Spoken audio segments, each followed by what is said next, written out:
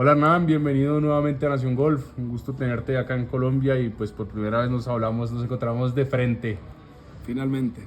Sí, bueno, pues antes de arrancar, muchísimas gracias por este espacio. Sé que estás agotado, pero vamos a hacerlo un poco rápido y salimos de No esto. hay ningún apuro. Hablar de golf todo el día, así que tranquilo. Bueno, Hernán, antes que nada, pues vienes un trabajo grande con Nico Chavarría. Cuéntanos un poco cómo ha sido ese trabajo y pues cómo te la llevas pues con estas cosas. Bien, la verdad que contento con el trabajo que se ha hecho con Nico. Lo conocí el año pasado, no venía teniendo una buena temporada en el Conferritour. Jorge Mesa tuvo la amabilidad y la humildad de incorporarme al equipo. Nico estaba pasando obviamente la mayoría del tiempo en los Estados Unidos, Jorge estaba en Colombia y decidieron incluirme al equipo de trabajo. Pude pasar bastante tiempo con Nico, trabajamos algunas cosas del swing que por suerte empezaron a dar resultados rápido. En la última semana del año terminó consiguiendo la tarjeta del PGA Tour. Nunca fácil entrar al Tour en tu primer año, muchas cosas que aprender más allá de lo golfístico, desde lo mental, sentir que perteneces, es todo un proceso lento, pero bueno, tuvimos la grata sorpresa, o no tan sorpresa, de que haya ganado en una de las primeras semanas y eso le da un montón de tranquilidad de acá en adelante para poder jugar sin tener que salvar la tarjeta y de poder seguir este proceso sin tanta presión de pensar que ahora tenés la tarjeta garantizada por 2 años. Sabemos que vienes trabajando también con muchos jugadores colombianos. ¿Cómo ves al golf colombiano en general con base en lo en lo que has aprendido de ellos? Bien, a ver, el golf colombiano tiene una historia muy rica. A ver, desde Camilo Villegas podemos hablar, un montón de jugadores que yo he compartido en mi momento que jugaba, buenos jugadores. Hoy creo que tenés en la chiquita Estamarín, en Nico Chavarría, en Muñoz, un montón de jugadores que están haciendo muy bien las cosas. Yo tengo varios que están en ese segundo escaloncito, María José Borges, que están sí, a un pasito de tener una buena semana y empezar a hacer cosas grandes. Pero lo importante es que se vengan haciendo procesos eficientes. Después los triunfos y los buenos resultados llegan más temprano o más tarde, pero veo que si se están haciendo bien las cosas, en algún momento los resultados llegan. Sé que María José lo está haciendo bien, trabajo con varios chicos colombianos que están en la universidad. Ellos son quizás el futuro, los futuros que van a estar en la LPGA o en el PGA Tour. Valery Plata clasificó para la LPGA, entonces me parece que se vienen haciendo muy bien las cosas y bueno, es cuestión de seguir mejorando, de soñar en grande y de trabajar duro. ¿Cómo se vive una noticia como la de la decisión de Camilo Aguado de retirarse? Trabajabas también con él, venías trabajando, venían en un proceso bien interesante Sí. y llega lo de Camilo, tiene un buen año en consideración mía, pero después él decide dar un paso al costado. ¿Cómo la vives tú como coach? ¿Cómo la vives desde tu lado como analista? Fue una sorpresa creo para todos. Camilo para mí viene teniendo una evolución enorme, no era un gran jugador de college. En los años que trabajamos, sus primeros años de pro, le faltó nada para terminar de dar el salto de calidad. Creo que la escuela se terminó quedando afuera por uno. Pero como digo, siempre es importante hacer lo que te gusta. Me parece que es difícil a veces separar la persona del jugador y cuando la persona no está contenta nada sirve. Entonces me parece que a mí como golfista y como coach me da bronca y me da lástima porque sé que tiene todo para haber jugado en las mejores ligas, pero después, como digo, lo más importante es la felicidad. Y si él tomó esa decisión, yo he hablado con él, creo que fue porque pensó, o cree que en este momento es lo que necesita.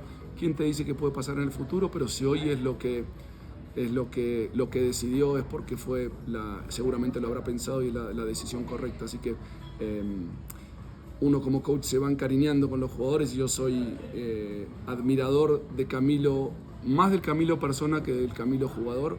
Así que sé que ese amigo, hijo o consejero que tiene acá, lo voy a tener siempre. Lástima no tenerlo en las canchas de golf porque tiene un talento enorme, pero sé que voy a tener una relación con él y que me cae muy bien de todas maneras. Si quieres seguir con el café, adelante, No, tranquilo. Bueno, te iba a consultar un poco por momentos difíciles. Nico gana en un momento cuando venía como cuesta abajo, cuando la cabeza se iba cayendo un poco, le costaba más y sabemos el sacrificio que hizo.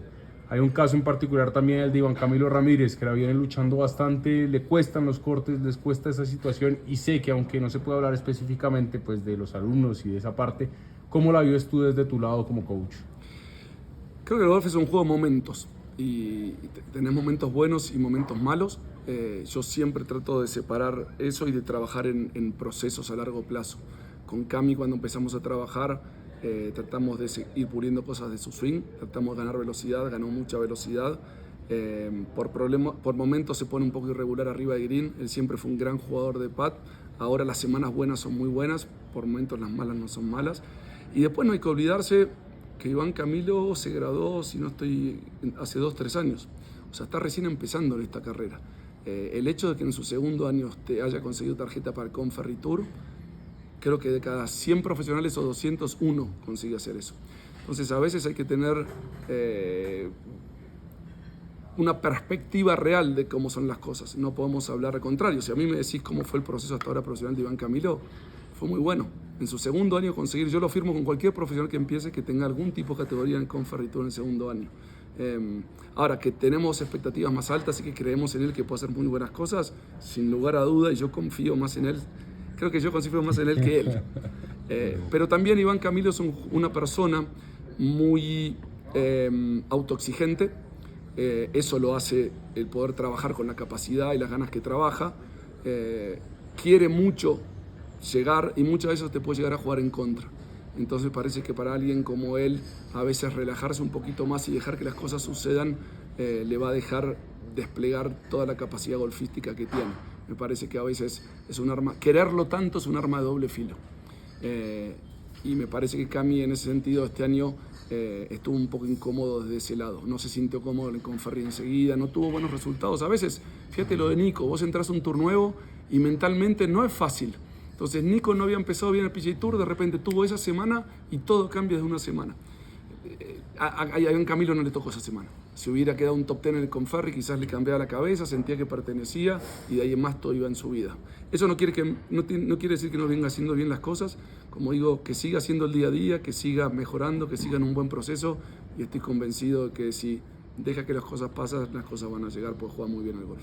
Dos cosas, tú expresaste y tú hablaste ahora un poco de eso, pero dos puntos muy claros. Cuando se llega a un punto tan alto y después, ¿qué tan fácil o qué tan difícil es volver a arrancar? Nico llegó a un tope, llegó a una victoria y después viene una serie de resultados que no son seguramente los que él esperaba, pero que también reflejan que está en su primera temporada, que está conociendo, etcétera, etcétera. ¿Cómo se maneja eso? Y el otro punto del que quería hablar es un poco cómo cambia y cómo manejar desde el lado del coach esa mentalidad de ya gané, soy figura, o ya gané, estoy salvado por 2 años. Primero, Nico no llegó a su tope, te corrijo. Ganó en el PGA Tour, no cual no sea que sea su tope. Creo que tiene un llegó futuro tope, grande. Pero a su tope de su carrera. También es mi jefe y ahí llegó al tope de lo que fue su carrera, llegó al tope. La idea es apuntar más alto. Ahora, también es una cuestión de perspectivas. Y acá le haber ganado, esto lo hablé con él, si no lo estuviera contando, pero es... El triunfo se te puede llegar a confundir, porque nosotros venimos haciendo un proceso bueno y paulatino y parejo y gradual, ¿bien? De repente ganar es un salto alto porque estábamos tratando de salvar la tarjeta, había pasado pocos cortes, los cortes había pasado, había terminado arriba, pero esto, el ganar le da la tranquilidad de tener 2 años la tarjeta y de poder jugar los torneos grandes, ¿bien? Eso lo tiene que dejar entrenar más tranquilo a futuro para poder seguir con un proceso bueno. Ahora, es un arma de doble filo también. ¿Por qué? Porque si no tenés la perspectiva y la mirada correcta y no estás ordenado en ese sentido, te puede llegar a afectar para los dos lados. El primero, la semana después de ganar, Nico no pasó el corte en el Players. Y la prensa y amigos me preguntan, ¿qué pasó? No pasó nada. O sea, Nico era creo que el peor rankeado de todo ese field del Players. ¿Bien? La lógica era que pase el corte. Si antes de ganar hubiera jugado al Players, nadie se sorprendería que falló el corte. Entonces, si bien ese torneo lo llena de confianza y demostró su potencial, Nico no cambió en 2 golpes de promedio de una semana a la otra. ¿Bien? Entonces eso te llena de confianza, pero si te confundís, de repente ahora empezamos a jugar los torneos de 20 millones y los majors contra los mejores del mundo, que estoy convencido que va a llegar, que el tope más alto desde ya. Ahora, tenemos que tener cuidado con las expectativas, que eso no lo ponga impaciente, que eso no lo llene de presión, etcétera, etcétera. Por otro lado, un triunfo te da la tranquilidad de 2 años y te da quizás una tranquilidad económica también. Bueno, que esa tranquilidad, ambas tranquilidades, no te hagan el día siguiente levantarte a las 10 de la mañana en lugar de a las 7 de la mañana para entrenar y que sigas empujando. En ese balance me parece que es donde estamos en este proceso después del triunfo. Así que nada, no creo que llegue a su tope, creo que los objetivos que nos pusimos ahora seguir creciendo en el ranking. Pero de nuevo, eso va a ser resultado de lo que hagamos en el día a día y en eso nos estamos focalizando. Ha mejorado mucho el juego corto, seguimos puliendo el swing, así que estamos contentos y en el día a día. Hablemos un poco de Majo Borges. El golf femenino latinoamericano en general viene en un proceso un poco complicado porque cada vez son menos las jugadoras que logran brillar a nivel internacional. ¿Cómo la ves a ella de cara a lo que viene y pues teniendo en cuenta que ahorita está jugando Epson, está jugando algunos torneos de la WAPT, en fin, bueno? La veo muy bien. A Majo, a todos los que te mencioné le tengo fe ciega. Majo creo que es muy buena. Lo demostró en su carrera de junior. Tuvo ahí un momentito donde bajó un poco el nivel, el rendimiento, en donde quizás estuvo un poquito perdida con el swing y eso le empezó. En una chica que ganó siempre, a veces aprender a lidiar con los momentos malos la hace perder confianza. Y me parece que el proceso que hicimos fue justamente el de entender de que el golf es esto y de cómo reacciona a lo que sucede, más importante lo que sucede. Y hoy la veo, para mí yo prefiero un jugador que estuvo abajo y supo salir que uno que nunca estuvo abajo. Y abajo, Majo tiene 21 años. O sea, imagínate el abajo que estuvo. Yo me hice pro a los 26, para que tengan una idea. O sea que el escaloncito que le tocó bajar creo que le enseñó muchísimo. Y estoy convencido de que cuanto más la veo jugar, de que va a llegar. ¿Cuándo? No sé, será cuestión de tiempo, capacidades, tiene todavía muchas cosas que aprender, pero es alguien a quien quiero mucho y a quien confío un montón y que estoy convencido que la va a romper toda en el futuro. La vamos a ver en la LPGA sin ninguna duda. Un par para terminar. En ese punto particular de Majo, creo que tiene algunas similitudes con el caso de Abel, donde no pasan por la universidad. ¿Qué tan determinante puede ser eso para un jugador? Yo soy fan de inculcar college golf. Después tenés distintos casos que tenés que poner, cada caso es una historia distinta. Tenés que ver qué también le iba con los estudios, qué tan bueno es su inglés. Lo que pasa es que lo que se termina acelerando no es el proceso profesional, porque en el caso de Abel era distinto. Creo que Majo estaba más preparada cuando se hizo pro golfísticamente que Abel. Abel se hizo un trabajo durante 2 años que de repente dio frutos en una escuela donde creo que 4 de 5.000 llegaron de la primera etapa a la última. Sí. Abel hoy es el jugador más joven del Conferry Tour, si no me equivoco. Un cambio físico increíble, ¿no? Perfecto. Entonces Abel no estaba tan listo golfísticamente, pero creo que sí, desde lo personal era un chico que había viajado mucho, que es maduro para la edad que tiene. Entonces en el otro sentido, Majo la veo un poquito más preparada de lo golfístico y todavía tiene muchas cositas que aprender, desde el aprender a viajar sola, desde empezar a crecer como persona. Es algo que hablamos, los dos tienen un muy buen soporte familiar, creo que eso es fundamental también como guía. Siempre digo que a mí no me gusta. Y en el soporte familiar tienen 2 familias que entienden que ellos cumplen un rol fundamental desde la parte de ser padre o de ser madre, o mismo en el caso de Abel, hermanos, amigos. Bueno, Majo también tiene un apoyo grande en ese sentido, pero que no se meten tanto en el coaching. Eso me parece que es fundamental. Un chico que vivió 4 años solo en la universidad y se hace pro a los 23 va a ser más maduro desde el humano que un chico que se hace pro a los 18. Ahí tenés la respuesta. Entonces no es una cuestión de que hicieron algo mal, es simplemente un camino que mientras no nos apuremos por preguntarnos a los 20 años por qué no llegó a la LPGA, estamos en el camino correcto. Pero creo que ellos tienen que seguir desarrollando no solamente la parte del golf, sino también la parte humana, que normalmente en los Estados Unidos tenés 4 años para desarrollarlo sin que nadie te pregunte qué está pasando. Y cuando uno se hace pro más joven, enseguida te empiezan a preguntar a los 21 qué está pasando. No está pasando nada. Majo tiene 21 años, está en el segundo tour del mundo, está una semana jugando en el LPGA. A una buena semana de jugar en el LPGA. Y Abel Gallegos es el jugador más joven del Conferry. Está una buena semana de jugar en el PGA Tour. Hernán, para cerrar, usted no es una persona de muchas polémicas, de opinar mucho, pero me gustaría preguntar su opinión respecto al Live Golf y a la decisión que han tomado los jugadores latinoamericanos de salir. Yo no lo he escuchado mucho. Trato de no es que no me metan polémicas, tengo mis opiniones. Lo que pasa es que mis opiniones tienen que estar fundamentadas y tengo que estar informado correctamente. Okay. Y muchas veces cuando uno es fácil opinar, sobre todo en lugar de uno donde tiene un micrófono y te dicen que puedo decir lo que quiere y la gente me escucha. Cuando alguien opina de por qué tal jugador o tal jugador debería hacer esto, hacer lo otro, y uno que está dentro y vive el proceso dice, no puede estar tan errados. Y si supieran la realidad del problema, quizás que no invoca un pat y vos sabés que tiene un problema personal. O quizás de que no le gusta el swing, pero nada tiene que ver con el swing. Entonces, en ese sentido, si te digo lo que no me gusta del Live, es que mostró la peor cara de los dos lados. Mostró la peor cara de Rory McIlroy defendiendo su tour, mostró la peor cara de Phil Mickelson tratando de ir para este lado, mostró la peor cara. Creo que el mundo del golf no le hizo bien esta división. Bien, desde el lado de los latinos no hago un análisis porque no es una decisión personal. Y desde ahí sí conozco a muchos de los chicos que se fueron, así como conozco a los que se quedaron, conozco a muchos de sus managers, conozco a muchas de sus familias, y de última es una decisión personal que no tengo la suficiente información para juzgar a alguien y decir esto estuvo bien o estuvo mal. ¿Bien? Sé la decisión que tomaron, pero necesitaría más información para poder juzgarlos y decir, no, estuvieron bien o estuvieron mal en irse. Sí, a mí esto sí te puedo decir como opinión, el Live no termina de cerrarme desde lo golfístico. Yo como fan no veo un producto veo torneos sin historia, veo un formato que a mí no me gusta, eso sí te pongo una opinión de lo personal del tour, ¿bien? Pero después de las decisiones de quién jugó ahí o quién jugó ahí, no estoy en condiciones de juzgar a nadie.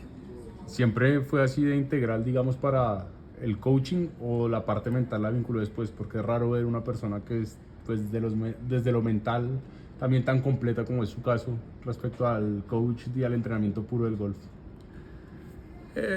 Primero tiene que ver con la suerte. Yo trabajé muchos años con Bob Rotella, que es un psicólogo conocido, con Gio Valiente. Creo que de alguna manera te vas capacitando trabajando con ellos. ¿Bien? Y después que uno ha competido, yo competí 13 años, empecé a entender la importancia de la cabeza. Te digo, muchos de los cursos que ellos, una vez que creo que entendés el swing de golf, yo soy súper analítico y fanático de la técnica, pero empecé a entender que la técnica es una parte de ser buen jugador. Después todo lo que es la parte de estrategia, la parte humana. Digo, el separar persona y jugador es imposible, y a la larga terminás siendo coaching de la persona.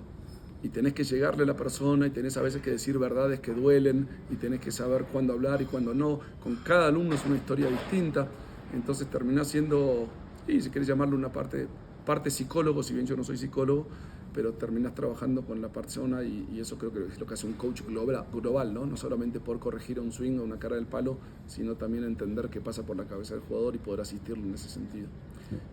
Perfecto, Hernán, muchísimas gracias, siempre bienvenido en Nación Golf. Acá van a hacer una última pregunta. Yo te hago una final, Hernán. Tuviste la oportunidad de venir hace un año a una actividad como estas. Regresas ahora. Tuvimos mucha más cantidad de gente y vimos un interés especial alrededor de tu regreso aquí a Colombia. Tú desde lo tuyo, ya entendiendo como nos dijeron los profesionales, desde tu parte, ¿cómo ves ese progreso y cómo viste en general lo que pasó estos 2 días aquí en Colombia? Me encanta, es el seminario más concurrido que me tocó presentar, me emociona. Les contaba a ellos el motivo principal por el cual empecé a escribir la certificación nuestra, estamos haciendo la 2, es porque en general el prototipo de nuestro profesional en Sudamérica o en Latinoamérica viene de un lugar humilde normalmente. La gran mayoría son ex-caddies. Eso ha cambiado a través de los años, cada vez vienen más los chicos de college, y eso creo que va a ir cambiando también la enseñanza y los perfiles que tenés para ser coaches. Pero el 95% de las personas no hablan inglés. Y cuando yo terminé de competir y empecé a capacitarme, me empecé a dar cuenta de que no había ningún material en español. Nada actualizado. Esa fue mi principal motivación para poder escribir la certificación, que es un rejunte de todo lo que fui aprendiendo de todos los distintos coaches que tuve la suerte de visitar y de aprender. el ver que hay tanta gente con ganas de aprender, con hambre de aprender, y saber que la información que vos le podés pasar es tan bien recibida, te motiva a seguir queriéndolo hacer. Y definitivamente ver más, ver que uno ya habla de cierta terminología y que los coaches empiezan a hablar un idioma que el año pasado no hablaban, y hablar de quizás un pasito más arriba, desde la información un poquito más alta, y en saber que la gran mayoría está entendiendo que estoy hablando, quiere decir que estamos dando un salto de calidad. Entonces, como digo yo, para que crezca el golf necesitamos las figuras, que tenemos que ganar torneos importantes.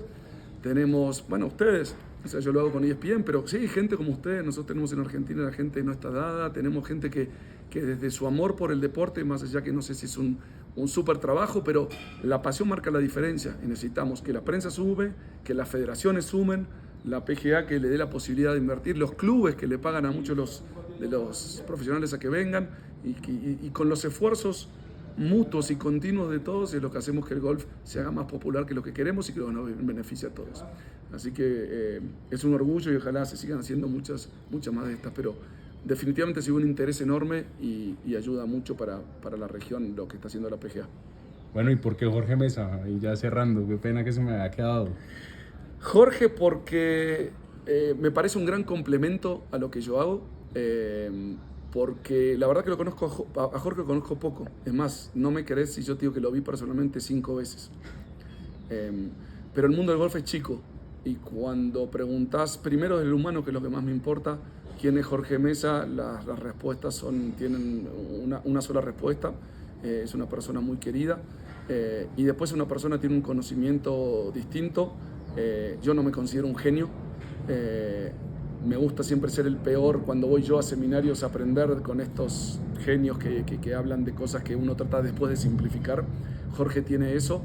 Tenemos varios proyectos en común que empezamos a hacer más allá de trabajar juntos. Temas con el Trackman y algunas cosas de sus genialidades, donde yo le pongo mi aporte y logramos una sinergia muy importante. Y en esos proyectos de repente le dije: hey, ¿qué estás haciendo en Colombia? Venite para Orlando, podemos trabajar, pasar más tiempo juntos. Los dos estamos muy ocupados, y de esa manera tengo ganas de llevármelo para la academia, porque creo que va a ser un aporte muy grande para nuestra academia, que viene creciendo. Y me voy a divertir en el proceso hablando de golf con el loco ese que me enseña mucho. Excelente, Hernán. Muchísimas gracias. Bienvenido siempre a Nación Golf, y como siempre un placer entrevistarte. Dale, un placer a ustedes, y sigan creciendo, que van bien. Gracias.